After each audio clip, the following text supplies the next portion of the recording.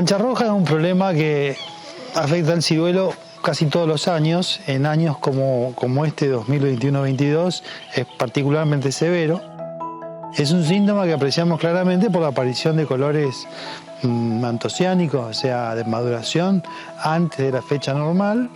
Esto ocurre habitualmente entre el 4 o 8 de diciembre y mediados de enero, y se produce en ocasión de que las temperaturas se vuelven más altas y la demanda de agua por la planta aumenta. ¿Qué frutas son afectadas? En principio es un fenómeno aleatorio, un fenómeno de azar.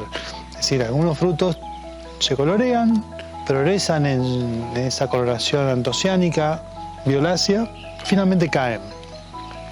En esta época que les mencionaba, entre principios de diciembre y mitad de enero, la ciruela se caracteriza por ya adquirir un tamaño relevante, pero sobre todo empezar a perder el color verde típico de los frutos inmaduros para pasar a lo que sería el estado de ciruela blanca o ciruela amarilla, un estado en donde la clorofila ya se ha degradado y todavía no han aparecido los colores rojos propios de la fruta madura.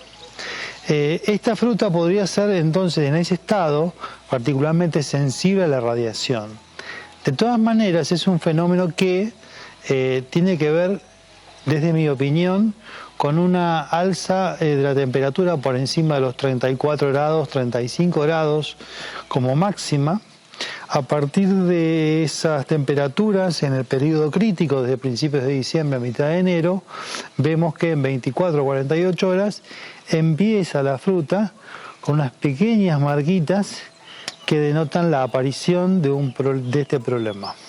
Esas manchas rojas iniciales empiezan a progresar, a cubrir una superficie mayor en el fruto, hasta finalmente tomar una coloración completa o no, y generar una depresión corchosa y la caída o desprendimiento de la fruta. Observamos que la fruta empieza a desprenderse y a caer en 4 o 5 días al piso. Por supuesto es fruta inmadura, es fruta sin azúcar, con alta acidez, imposible de lograr un deshidratado apropiado. Hablamos de la sensibilidad en esta época a la temperatura y a la radiación. Bueno, la temperatura y la radiación son dos fenómenos muy hermanados. La temperatura del aire siempre es una consecuencia del calentamiento del sol, es decir, del impacto de la radiación solar sobre la superficie de los cuerpos, fundamentalmente del suelo. Desde ese lugar se calienta el aire. Lo que nosotros observamos en este fenómeno puntualmente es que no hay un patrón de ocurrencia en relación al sol. En general sí se da en las partes elevadas de la planta, menos abajo, más afuera y menos hacia el interior. Esto que lo podría relacionar al asoleamiento en general también tiene un vínculo mucho más fuerte desde mi punto de vista con el acceso a esos lugares del agua. Es decir, el agua asciende por supuesto desde las raíces y en esta planta se va perdiendo la disponibilidad de agua en la medida que ascendemos y que nos vamos afuera, que además son las zonas que naturalmente tienden a calentarse más y tienden a perder, por lo tanto, más fácilmente agua. Pero como dato también ilustrativo, esta fruta en general suele ser de muy buen tamaño porque es fruta bien iluminada, que crece en condiciones de alta fotosíntesis y muchas veces en lugares de la madera más joven, es decir, más externa. Esta fruta es particularmente sensible, pero como repito, tiene que ver más como un fenómeno de menor acceso de agua a esas zonas que de iluminación. En esta época entonces es muy importante en esta ventana de sensibilidad del cultivo atender, diría que 3 cosas.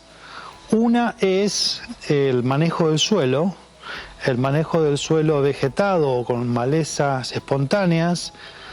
Es una cosa importante para que el suelo se vuelva menos reflectante en la medida que nosotros tenemos cubierta vegetal, hay una parte de la radiación solar que es aprovechada por los vegetales, por la hierba, y no es por lo tanto rechazada de nuevo hacia el exterior, en nuestro caso hacia la copa del árbol.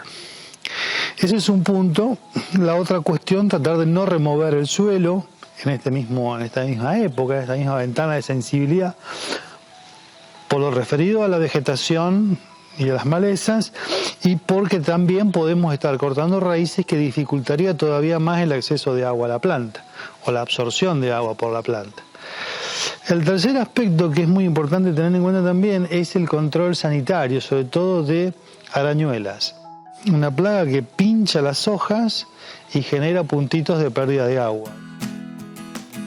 Bueno, cuando hablamos de poda dijimos que esta es una planta o una especie basítona, es decir, que tiende a reforzar la base en detrimento de la parte superior o de la cima de la planta. Eso se aprecia en la disponibilidad de agua, nutrientes, en las zonas bajas, en relación a las altas, más distantes, más lejanas al acceso de agua, y por lo tanto es muy gráfico ver el tamaño de hoja diferente, por ejemplo, abajo que arriba, ¿no? Y en el mismo sentido, como en general tenemos fruta mucho más lozana, mucho más sana, abajo que en las zonas en donde el acceso ya al agua es cada vez más difícil, ¿no? Las zonas de extremo de ramas o superiores. Ese es un fenómeno muy claro en mancha roja. Reúne las dos condiciones, las zonas más iluminadas y las zonas también con más difícil acceso de agua. A diferencia de lo que es la mancha roja, que es un manchado irregular y en cualquier lugar de la superficie, el inicio de la madurez o de la aparición antociánica normal se da siempre en torno a la línea de sutura del fruto, donde, digamos, la línea que marca las dos mitades de la fruta, ¿no? Ese es el inicio de la coloración normal que va a progresar cubriendo todo el área. En general vemos que hay una tendencia entre el estado de vigor del monte y la manifestación del problema. En quintas con buen crecimiento, con buen vigor, que en general tienden a protegerse, vemos menos incidencia de mancha roja que en quintas más débiles o con carencias crónicas, ¿no? con restricciones de muchos años. Aun cuando durante el presente año le demos atención, notamos como que hay un efecto de memoria, ¿no? Probablemente tenga que ver con el crecimiento de los sistemas radiculares, en cuanto a la absorción de agua y nutrientes, pero fundamentalmente en esta época de mayor sensibilidad del cultivo tenemos que ser muy cuidadosos y muy generosos en la atención de las demandas de agua. ¿Qué medidas tomar frente a este problema? Es decir, ¿cómo atacarlo? ¿Cómo paliarlo? Bueno, hay pocas cosas para hacer. Una de ellas, como dijimos, será atender la cuestión del riego. La otra cuestión, atender el estado nutricional, la foliosidad, el grado de color en las hojas es muy importante. Y por último, tenemos la aplicación de productos antiescaldantes o estimulantes en general que generen algún grado de protección frente a este estrés. La otra es generar una atmósfera refrescante. Esto es lo que estamos evaluando con un sistema como este de microaspersión por debajo de la copa, con pros y contras. Tiene un gran efecto sobre las temperaturas máximas, que efectivamente se pueden registrar en un día de alta temperatura, y como contra la gran cantidad de agua libre a nivel de copa, ¿no?